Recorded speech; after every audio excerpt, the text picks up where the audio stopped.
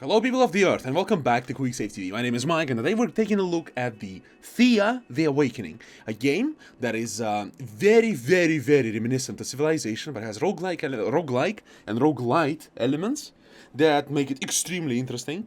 And instead of focusing on nations and cities, it focuses instead on small groups of people trying to survive a hostile world of Slavic folklore.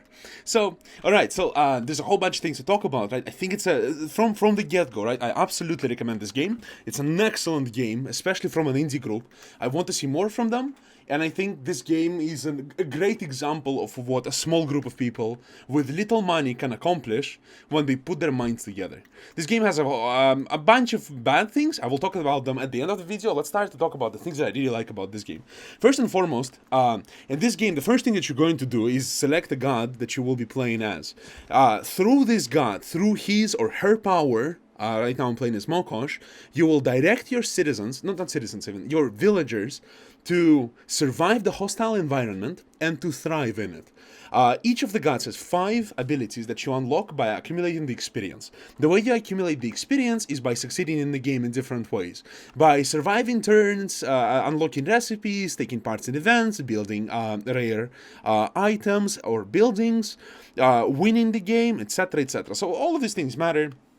Gaining experience too, so you see, and at the end, the multiplier of your difficulty is applied, and this is the knowledge points that you get, which is basically experience for your character. Once you unlock an ability on your god, it is forever unlocked, and in all subsequent playthroughs, you will have access to it, having massive, ways to make your game a little bit easier for you, especially for your specific playstyle. Mokosh is exceptionally good for people who want to snowball their economic advancement from the start of the game. So she has green fingers, you're faster at gathering. She has, all your villagers get +1 bonus to gathering. It's a skill that is directly influencing the speed at which you gather supplies, and etc. Right? So she has a whole bunch of cool things. Now, the way you play this game is you have one city, your village, that you have to defend at all costs. If you lose your village, you will lose the game permanently. There's no way to move your village or found additional villages as far as I know, so you have to protect it as much as you can, or if you leave it alone, you have to be very careful to not, lose control over it. As you play the game, you will explore the vast lands, searching for resources, some wood, some ropes, things like that, meat, mushrooms, leather, etc. So this is very reminiscent of Civilization, but the way it works is completely different. You cannot just build a building and start gathering supplies. In order to gather supplies, you have to build camps like this, which are temporary, and you have to, gather supplies around your village. So the adjacent hexes are wood, meat. This is what I can gather right now. The way you do that is you build a camp, a temporary camp, and you start, selecting gather things. So here I'm gathering herbs, nimble wood, and elven wood.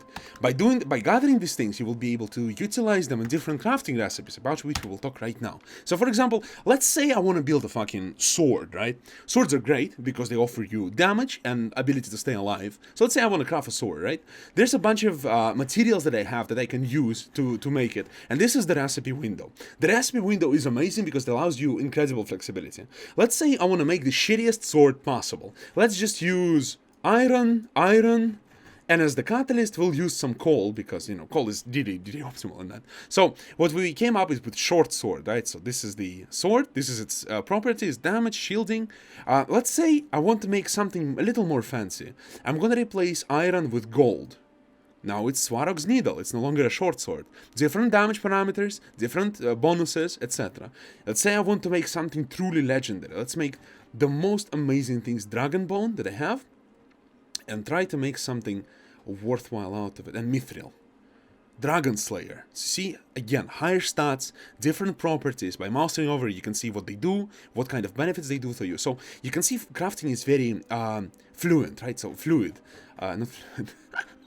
English successfully forgotten. If I replace the Mithril with a stone, quartz, slightly different stats, slightly different weight, slightly different time needed to complete it.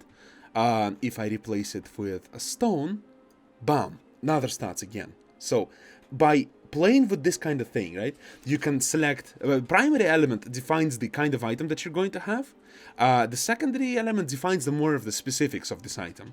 So by playing around with this thing, I can decide what kind of item I want to build right now, and what kind of impact will this item have on combatant that is going to wield it, right? Then this is not the only thing you're crafting. You're going to craft all kinds of weaponry. Obviously, here's the recipes for your crafting. You're going to have craft all kinds of weaponry. We're talking a one-handed, two-handed swords, one-handed, two-handed axes, bows and crossbows, staves and spears. I'm sorry, maces and two-handed maces, staves and spears, jewelry and amulets, or rather artifacts, all kinds of armors, clothing. So you have light armor, medium armor, heavy armor, shields, and clothing. And you can even food, right? You have to craft food as well, because your guys, your people have to eat, or they're gonna fucking die. But you know, all as in real life, except for the Slavic demons.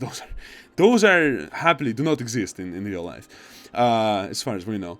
And so this is the core of the game. And as you advance in the game, as you accumulate the research points, you will be able to unlock all kinds of new gathering supplies, all kinds of new crafting recipes. You see, I have a whole bunch of them unlocked, but very far from being done. And the way this materials works, for example, the gathering research points work, is that until you are aware that, you know, until you reach Elvenwood and you have the possibility to unlock Dryadwood, you can't even see it on the map. So only after I've researched Weaker, I was able to see Nimblewood on the map. Right, it's the one of the top tiers sticks, basically. So once I did, I found the places where it is located, and I was like, oh yeah, man, it's a good idea to research it so I can do it. And it kind of the way it works in Civilization, because in Civilization you cannot possibly know from the start of the game where you're going to be able to find the materials to craft gunpowder or oil, but you find them instead when you research the respective you know, a point in a tech tree. So there's a little bit of mystery in that. And combined with absolutely random generation of the map every time you play the game, you can see where this is going, right? There's very large replayability to this game. And so by talking about all this craft, I think I'm going to stop talking about the craft. The same thing applies to the buildings, right? You can build buildings with different kind of materials, and different materials offer you different things. The same as with weapons. And obviously they offer you lasting bonuses to your village that you can abuse. Like, for example, the reason I have such wide area around the village that is visible is because I have a watchtower built, one of the better ones, and you know, like this. So let's take a look at the way combat is resolved in the game. There's a whole bunch of ways to resolve combat in this game. There's 9 types of combat. The card mini games. There are fight, diplomacy, sickness, cure sickness, hex, physical, intellect, and then sneaking, hunting, tactic. There's 9 challenges, 9 basically different challenges. They all have different ways to resolve them, and as you could see at the, you know, just by glancing, they require different skills for different things. Like, for example, if you're gonna fight, you need to, for your offense, you need damage, and for defense, your armor. Logical, right? But if you want to convince someone diplomatically, you have to use speech and willpower, right? So willpower will defend against the enemy, speech will attack the enemy. So you see, there's a whole bunch of skills that your villagers can accumulate. So let me just demonstrate something like, we're gonna stop being in a camp, and we're gonna attack those wolves. So once I attack them, there's 3 ways to resolve the situation. I can attack them physically, I can try to hunt them down, or I can try to poison them, right? This blue options are less risky, because if I hunt them and I fail, only one of my characters will be wounded. If I bait them, again, it might not work, I might not even get any damage at all. But if I go into physical fight like this, in the physical altercation, any damage that I will receive will be damage to my health, so I have to be very careful. And once you start fighting, it instantly tells you, you know, what kind of weapon effects are effective here, what kind of tactical skills you need, and what kind of direct skills will impact on the thing. So at a glance, you can have kind of a good idea. So like, for example, if your party has a lot of warriors, you know, oh yeah, I'm going to be better at fights, better at tactical challenges, but I'm going to suck at hunting and other things. And vice versa, if you have a lot of gatherers, you will be able to complete hunting challenges much easier, but be shittier in fights. So this is the way the fighting works. So you have 2 decks. You have an offensive deck and defensive deck. Super easy, super logical. So you can reshuffle them. I'm not going to shuffle anything, I'm just going to go play the game. Depending on the stats of every single one of your character and his equipment, just imagine the depth, right? The stats are formulated. So for example, this guy has plenty of health, but has shitty combat stats. He has 16 damage, 8 shielding, and 3 poison. Very weak compared to this guy, for example. I'm sorry, to this guy. 41 damage, 32 health, and 9 shielding, right? So this guy is hitting a lot harder. So this is the wolf. This is his stats, his health and his damage. So let's put an orc right here, one of the warriors right here. To grab the initiative. When you're playing the card game, right now it's a very simple example, the enemy is not hard, but generally speaking, there's several ways to play the game, right? You can try to struggle for initiative, you can try to control the enemy. Like, for example, what I could do is try to grab the initiative or try to suppress the enemy. This enemy will walk first because he's on the leftmost side, so I'm just going to use a confusion card on him so that he skips first turn in combat. So I'm not going to go into huge detail about it because it's a little bit complex, but it's a very interesting thing, and truly I derived great joy from playing it. Now, this is just fight, right? What I wanted to say, this is just one of the possible challenges. There's 9 of them, and all of them kind of have their specifics of the way they work, but they share a similar system.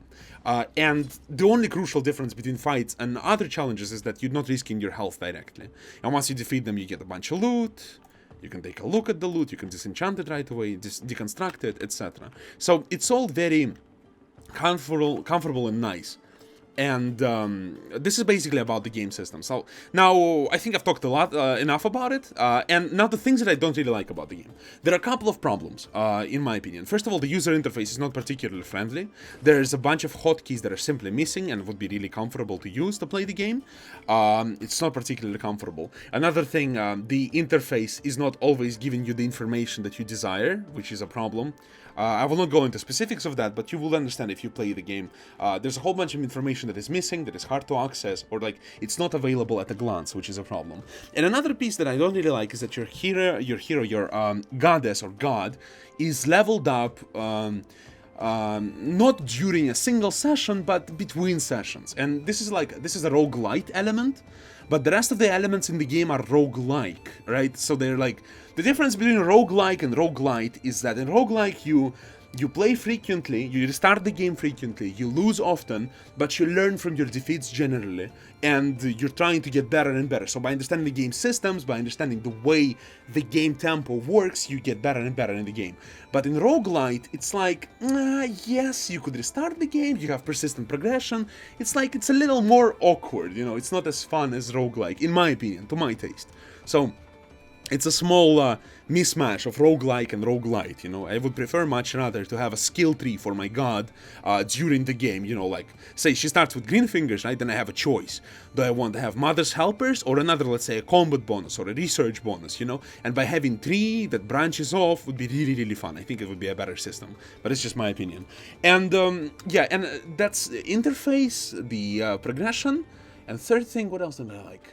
There was another thing, but it doesn't come to me from the top of my head, so it mustn't be something not really serious. So, all in all, I really recommend this game. It's an extremely fun game. I think you would really enjoy it. If you like the games like Civilization, if you like roguelike games where you have to manage your base, where you have to construct buildings, where you have to figure out the game and adapt to the things the game throws at you, you will absolutely enjoy Thea the Awakening.